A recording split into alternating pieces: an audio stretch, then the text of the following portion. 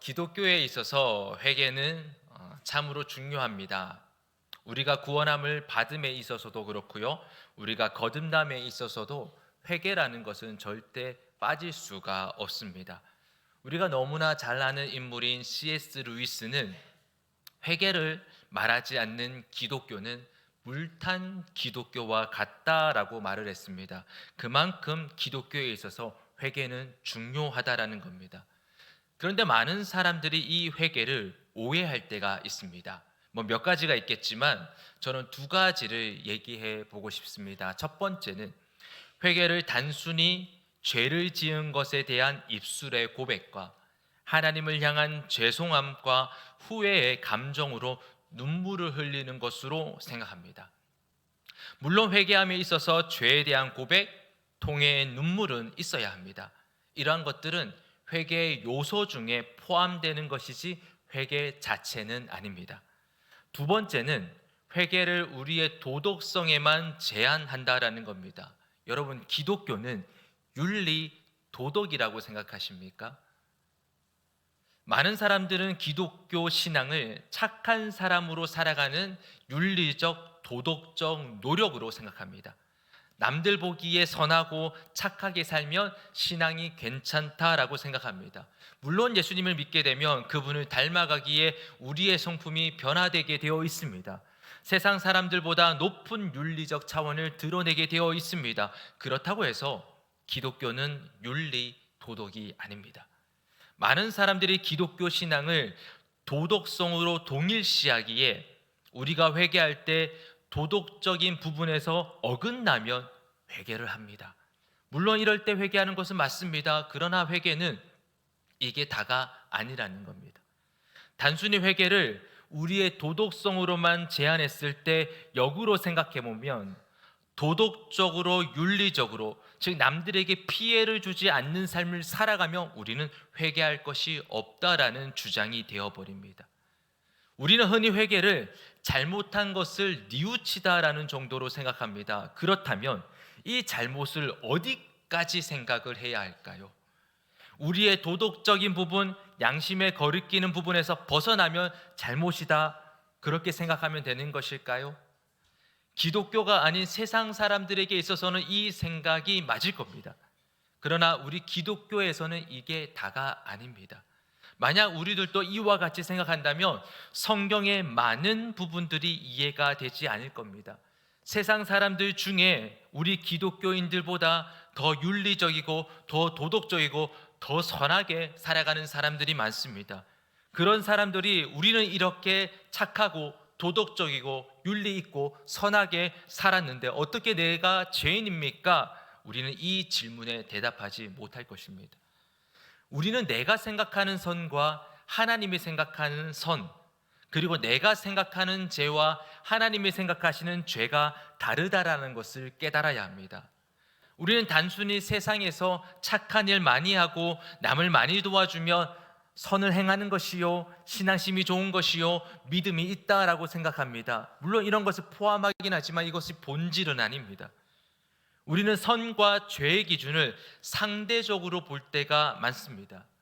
내가 옆에 있는 사람보다 좀 착하게 살면 나는 선한 사람이다라고 생각합니다. 저 사람이 나보다 악한 짓을 저지르면 저 사람은 악인이다라고 생각을 하는 겁니다. 그러나 하나님이 생각하시는 선과 죄는 우리가 보는 것처럼 상대적이지 않습니다. 절대적입니다. 하나님이 생각하시는 그 선에 미치지 못하면 모두가 다 죄인인 것입니다. 우리가 창세기 6장에 나오는 노아의 방주 이야기를 너무나 잘 알고 있습니다. 하나님께서 인간들의 죄악을 두고 보실 수 없으셔서 그들을 홍수로 심판하시겠다라는 내용입니다. 이때 당시 사람들은 도대체 어떤 죄를 지었을까요? 어떤 죄를 지었길래 하나님께서 사람을 지으신 것을 한탄하시고 이들을 홍수로 쓸어버리겠다라고 작정하신 것일까요? 창세기 6장에 나오는 말씀을 한번 살펴보겠습니다. 창세기 6장 5절과 6절 말씀입니다. 여호와께서 사람의 죄악이 세상에 가득함과 그의 마음으로 생각하는 모든 계획이 항상 악할 뿐임을 보시고 땅 위에 사람 지으셨음을 한탄하사 마음에 근심하시고. 창세기 6장에는 사람의 죄악이 세상에 가득했다, 마음으로 생각하는 모든 계획이 항상 악할 뿐이다 라고 말씀합니다. 그런데 이들이 구체적으로 어떤 죄악을 지었는지는 창세기 6장에는 나오지 않습니다. 그래서 보통 주일학교 때 이 본문을 가지고 설교를 하면 이렇게 설교를 합니다. 자, 어린이 여러분, 당시 사람들은 사람들을 때리고 이웃을 미워하고 친구들을 욕했어요. 그리고 남의 물건을 훔치고 남을 괴롭히는 죄를 지었어요. 심지어 사람을 죽이기까지 했대요. 하나님께서 그런 그들의 죄악을 두고 보실 수 없으셔서 심판하시기로 작정하셨어요. 자, 친구들, 하나님께서 무엇으로 심판하셨나요? 맞아요, 홍수로 심판하셨어요. 보통 이렇게 설교를 합니다. 제가 초등부를 맡았을 때도 이렇게 설교를 했었습니다. 아까 읽어보았던 창세기 6장 5절과 6절의 말씀에 나오는 것을 가지고 이들이 지었던 죄를 도덕적인 죄로 추측을 한 겁니다.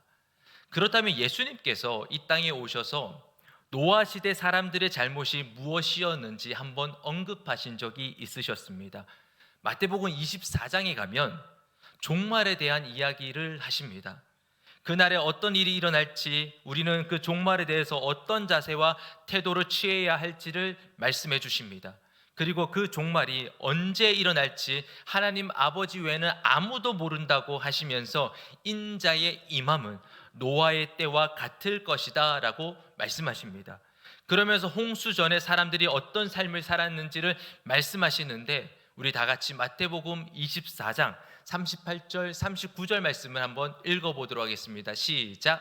홍수 전에 노아가 방주에 들어가던 날까지 사람들이 먹고 마시고 장가들고 시집가고 있으면서 홍수가 나서 그들을 다 멸하기까지 깨닫지 못하였으니 인자의 임함도 이와 같으리라.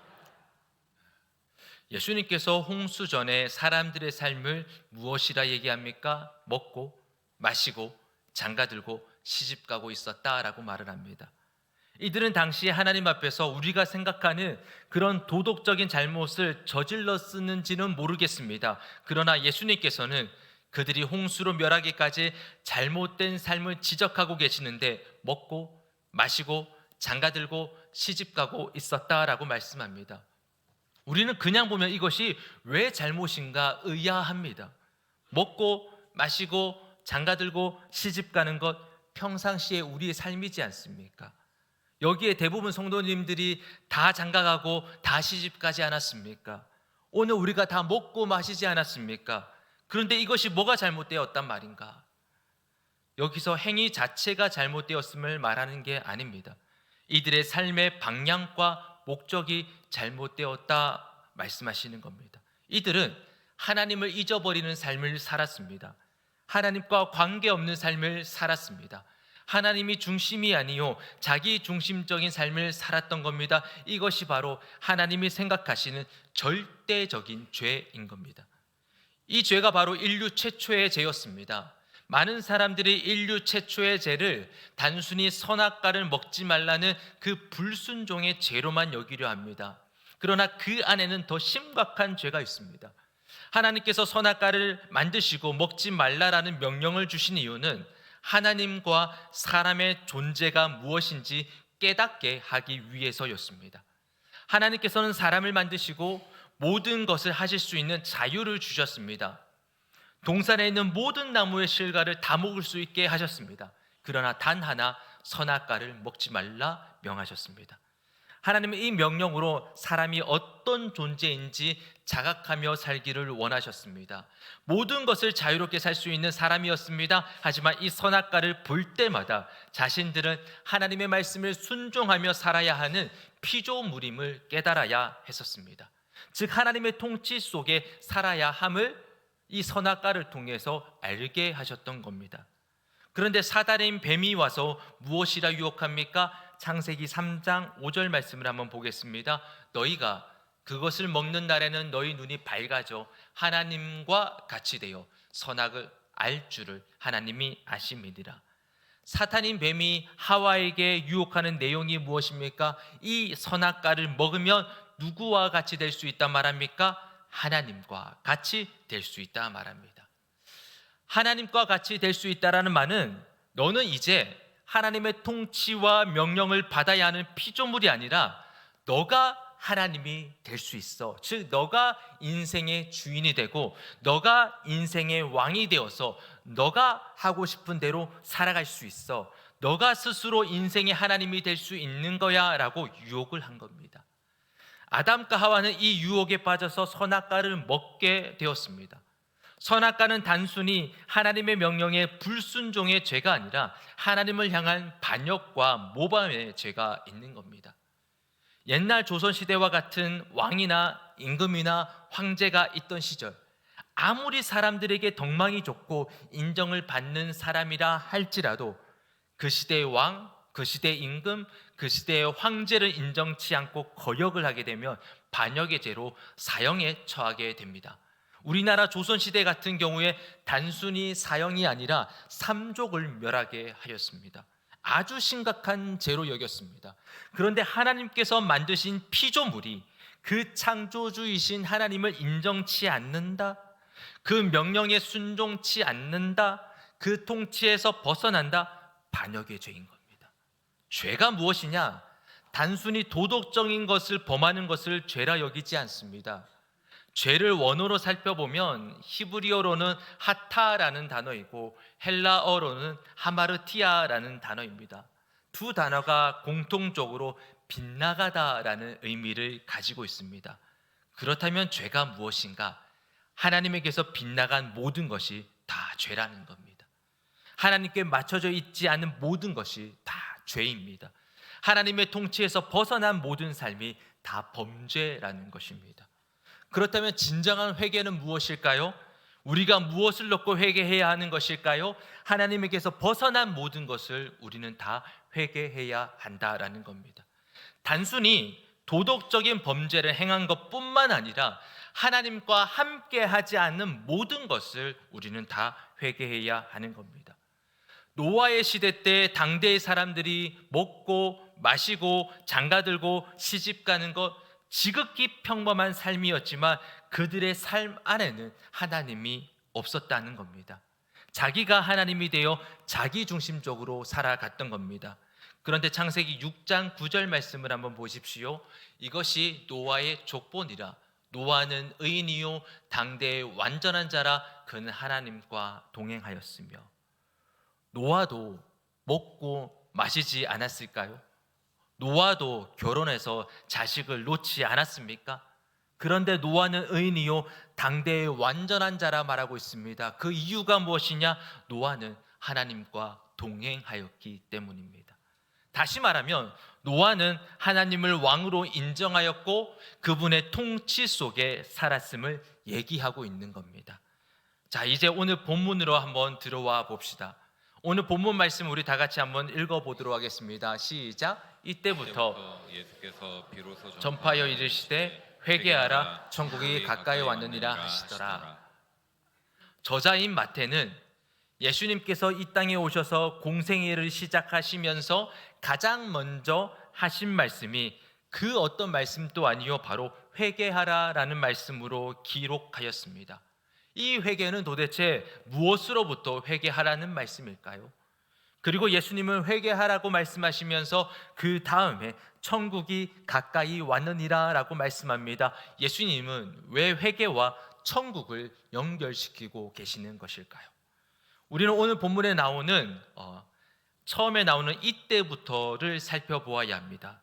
이때가 언제이냐면 오늘 본문 앞에 나오는 내용을 보면 세례 요한이 헤롯 왕에게 잡히게 됩니다. 세례 요한이 잡혔을 때 예수님은 갈릴리로 물러나셨다가 나사렛을 떠나 스불론과 납달리 지경 해변에 있는 가버나움에 가셔서 사시게 됩니다.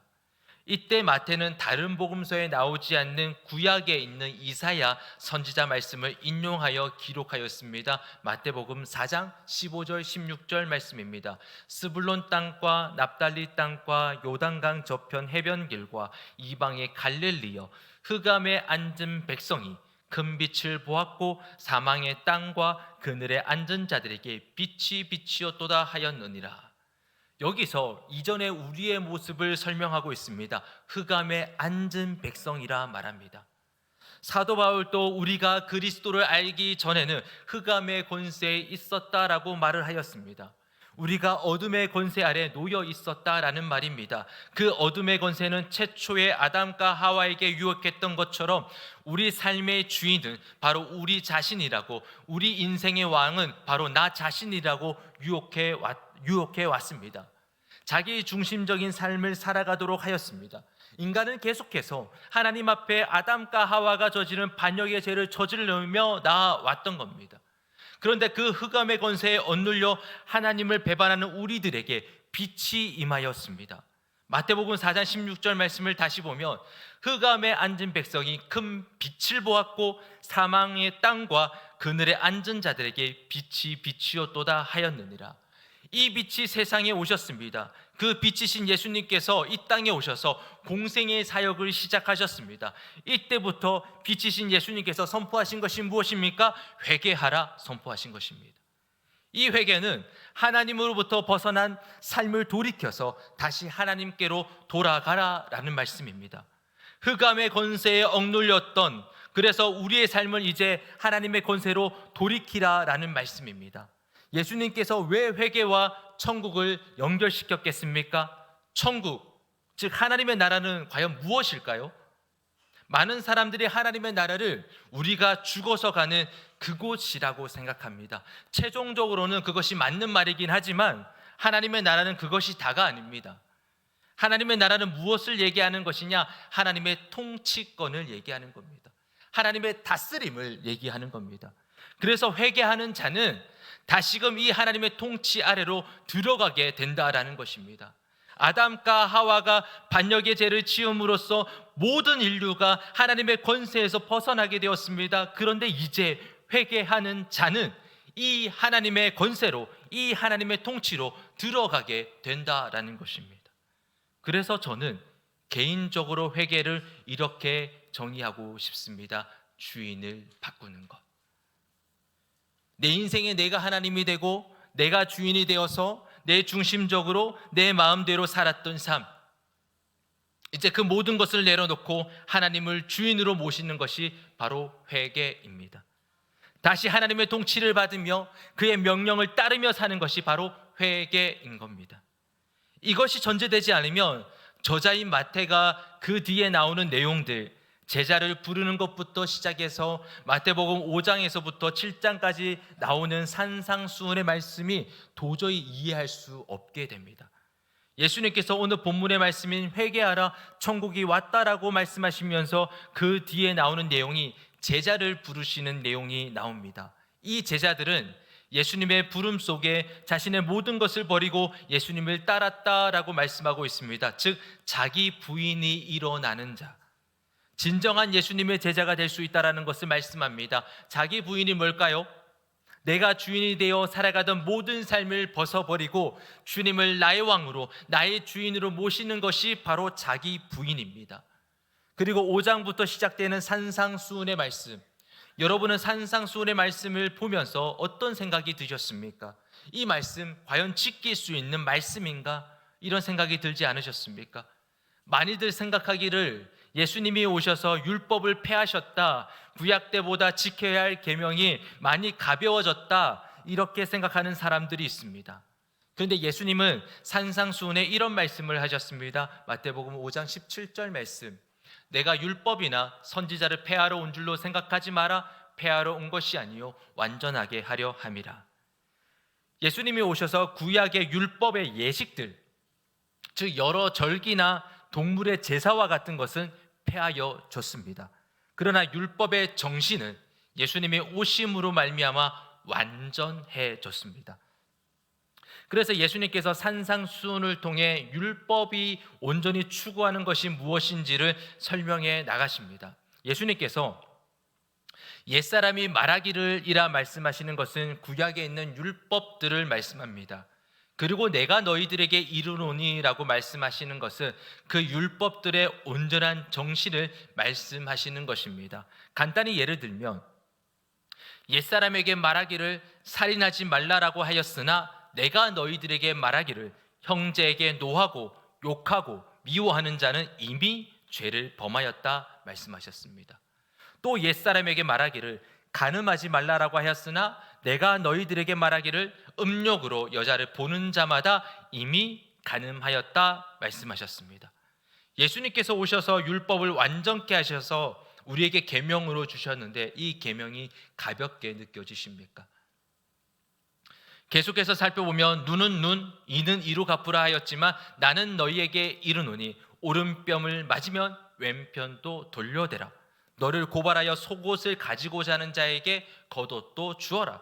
누구든지 억지로 오리를 가자고 하면 심리를 가주어라. 더디에 가면 내 이웃을 사랑하고 원수를 미워하라 하였으나 나는 너희에게 말한다. 원수까지도 사랑하라. 예수님께서 오셔서 우리에게 주신 가르침이 결코 가볍지가 않습니다.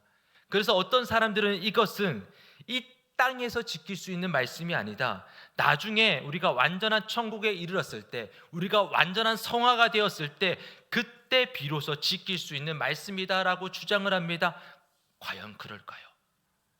우리는 예수님께서 산상수훈의 끝에 하신 말씀을 보면 그런 생각을 하지 못합니다. 마태복음 7장 24절 말씀입니다. 우리 다 같이 한번 읽어보겠습니다. 시작. 그러므로 누구든지 나의 이 말을 듣고 행하는 자는 그 집을 반석 위에 지은 지혜로운 사람 같으리니. 예수님께서 이 산상수훈의 말씀을 듣고 행하라라고 말씀하십니다. 그렇다면 구약 때보다 더 무겁게 느껴지는 이 말씀을 어떻게 행할 수 있는가?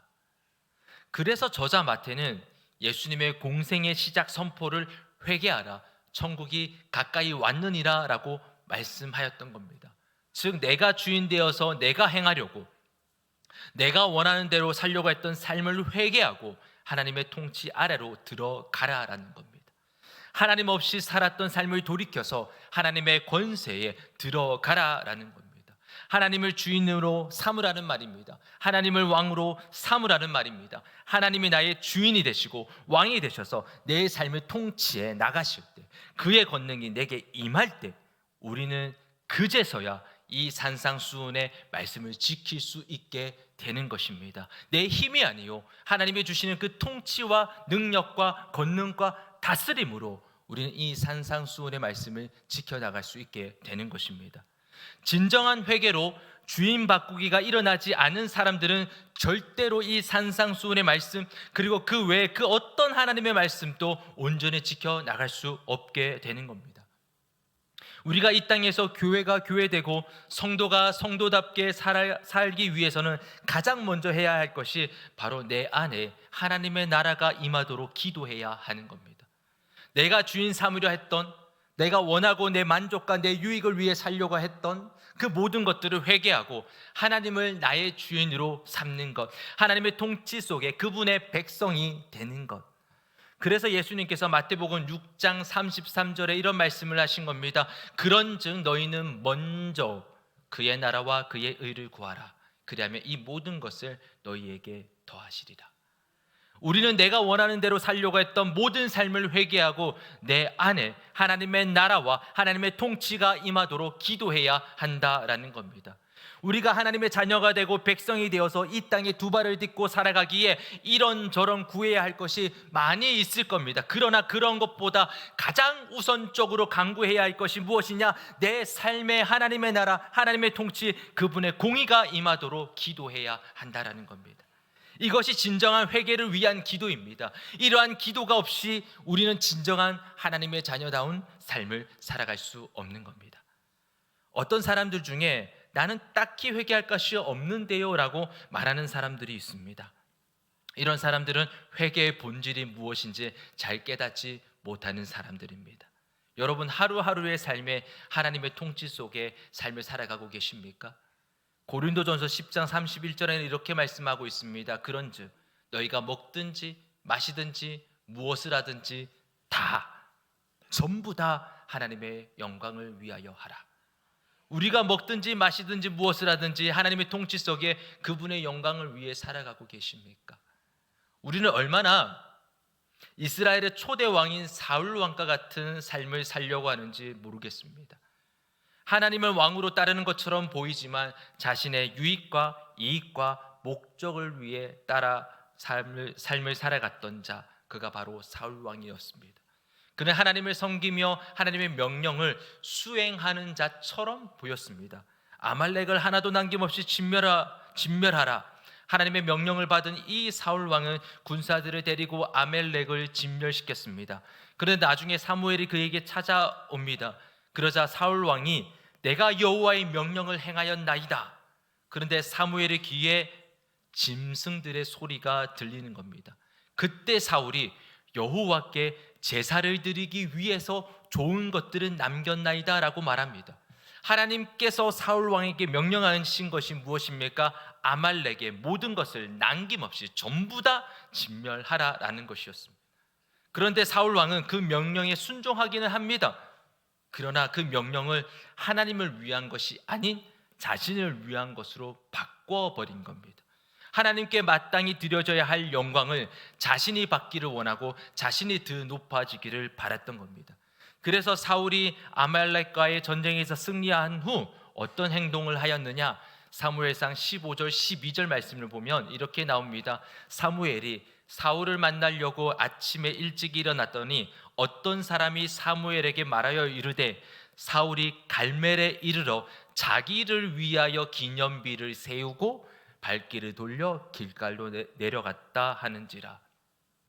사울 왕은 하나님의 명령에 부분적인 것만 순종하였습니다. 그러면서 하나님의 명령에 다 순종하였다라고 여긴 겁니다. 그리고 나머지는 자신이 원하는 부분으로 취하는 겁니다. 하나님이 명령하지 않은 건데도 말입니다. 이 시대에 얼마나 많은 성도들이 이와 같은 삶을 살고 있는지 모르겠습니다. 우리는 교회에서 하나님을 향한 의무를 다하고 세상에서 내가 원하는 삶을 취하려고 합니다. 교회에서 주일 성소를 하고 11조를 내고 헌금을 하고 여러 가지 봉사를 합니다. 때때로 말씀을 읽습니다. 그러나 세상으로 나아가면 내 삶을 내가 주도해 나가려고 하는 겁니다. 사울 왕처럼 하나님에게 내가 지킬 수 있는 최대한으로 순종해 나갑니다. 그 외에는 내가 원하는 삶을 살려고 하는 겁니다. 내 삶의 전부를 하나님의 통치 속에 두고 싶지 않은 겁니다. 내 마음 속에 온전히 하나님을 왕으로 모시고 싶지 않은 겁니다. 그렇게 되면 내가 포기해야 할 것들, 내가 손해보아야 할 것들이 너무 많기 때문입니다. 사울 왕도 하나님의 말씀에 다 순종하려고 하니 눈에 보이는 것들이 너무 아까운 겁니다. 자신의 공적을 숨기는 게 너무 아까운 겁니다. 그리고 그러니 좋은 짐승들을 남겼고 자신을 위한 기념비를 세운 겁니다. 사랑하는 여러분, 우리들은 어떠합니까? 하루의 모든 삶이 하나님의 통치 속에 살아가고 계신가요? 비록 손해를 보지만, 비록 포기를 해야 하지만 그분의 명령에 온전히 순종하고 계신가요? 그분을 따르기보다 우리들도 눈에 보기 좋은 것을 먼저 쫓고 있지는 않습니까? 하나님의 나라, 하나님의 통치 속에 거하려 하기보다 그저 내 눈에 보기 좋은 대로 세상의 것들을 취하며 말씀보다, 기도보다, 찬양보다 세상의 미디어를 더 보고 계시지는 않습니까? 우리가 일하는 시간들을 전부 다 제외하고 그 나머지 시간에 어디에 많은 시간들을 쏟고 계시는지를 한번 살펴보십시오. 그 많은 시간을 쏟고 계신 것에 나의 관심과 나의 마음이 가 있다라는 겁니다. 그 관심과 그 마음이 하나님을 향한 것이 아니라면 우리는 지금 사울 왕처럼 삶을 살아가고 있는 겁니다. 교회에서는 성도로서의 의무를 다하지만 세상에서는 내가 원하는 것들을 취하는 삶, 이러한 삶은 여전히 하나님의 통치를 온전히 받아들이지 못한 삶인 겁니다. 그런데도 우리가 회개할 것이 없다라고 말하는 것은 거짓이요, 회개의 본질이 무엇인지, 진정한 신앙이 무엇인지를 알지 못하는 겁니다. 사랑하는 여러분, 우리가 남들에게 도덕적으로 윤리적으로 어떤 해를 끼치지 않았고 양심에 거리끼는 일을 하지 않았다라고 해서 나는 회개할 것이 없다라고 하는 사람은 회개를 참으로 오해하고 있는 겁니다. 우리가 하나님의 통치에서 조금이라도 벗어났다면 그 즉시 회개해야 합니다. 내가 조금이라도 주인 되어 살려고 했다면 회개해야 합니다. 하나님의 영광을 위한 것이 아닌 내 만족과 내 유익을 위해 살려고 했다면 우리는 전부 다 회개해야 하는 겁니다. 여러분, 회개는 주인 바꾸기입니다. 내 마음속에 하나님이 아닌 다른 그 어떤 것, 그것이 나 자신이라 할지라도 주인 되려고 했다면 우리는 전부 다 회개해야 하는 겁니다. 진정한 회개는 하나님을 다시 왕으로 모시는 겁니다. 하나님의 나라, 즉 그분의 통치 속에 살아가는 삶을 얘기하고 있는 겁니다. 사랑하는 여러분, 우리가 먹고 마시며 장가들고 시집가는 평범한 삶을 살아가지만 그 안에 하나님의 통치가 없다면 그것은 죄인 겁니다. 우리의 죄의 기준은 단순히 어떤 도덕적인 것을 범하는 것이 아닌 하나님의 통치 안에 있느냐 없느냐인 겁니다. 만약 없다면 우리는 지금이라도 회개해야 합니다. 지금 드리고 있는 이 예배에도 하나님의 통치가 없다면 우리는 회개하며 예배를 드려야 할 것입니다. 사랑하는 여러분, 예수님께서 오늘 본문을 통해 우리에게 권면하십니다. 회개하라, 천국이 가까워 왔느니라. 우리는 진정한 회개를 통해 하나님의 통치가 내게 임하도록 온전히 기도하며 나아가야 할 것입니다. 우리 모두 이런 회개의 삶을 살아감으로써 먹든지 마시든지 무엇을 하든지 다 하나님께 영광을 돌리는 삶을 살아가시는 거룩하고 지혜로운 성도님들이 되시기를 주님의 이름으로 축원드립니다. 기도하겠습니다. 하나님, 우리가 회개를 오해하여서 우리의 도덕적인 범죄에만 회개하면 되는 줄 알았습니다. 그러나 성경은 하나님에게서, 하나님의 통치에서 조금이라도 벗어나면 죄라 여기고 있습니다. 하나님, 우리의 삶에 얼마나 우리가 하나님을 벗어나는 삶을 살아가고 있습니까? 교회에서는 성도의 의무를 다하는 것 같지만 세상에서는 얼마나 나의 유익과 만족을 위해 살아가고 있습니까? 그러면서도 우리는 회개할 것이 없다라고 착각하며 살아왔습니다. 하나님, 그런 우리를 용서하여 주시옵소서. 내 안에 하나님이 아닌 나 자신과 다른 어떤 것이 주인 행세하였음을 용서하여 주시옵소서. 하나님이 아닌 다른 것에서 쾌락과 즐거움을 찾으려고 했고 하나님이 아닌 다른 것을 기대어 의지하며 살았던 저희들의 무지함을 용서하여 주시옵소서. 회개하라, 천국이 가까웠느니라는 예수님의 말씀과 같이 이제 우리 모두 진정한 회개의 삶으로 하나님의 통치 속에 들어가게 하여 주시옵소서. 먼저 그의 나라와 의를 구하라 말씀하셨던 것과 같이 우리의 그 어떤 것을 구하기보다 가장 먼저 하나님의 나라와 통치가 내 안에 온전히 임하는 삶을 구하는 지혜로운 성도가 다 되게 하여 주시옵소서. 감사하오며 이 모든 말씀 예수 그리스도 이름으로 기도드리옵나이다. 아멘.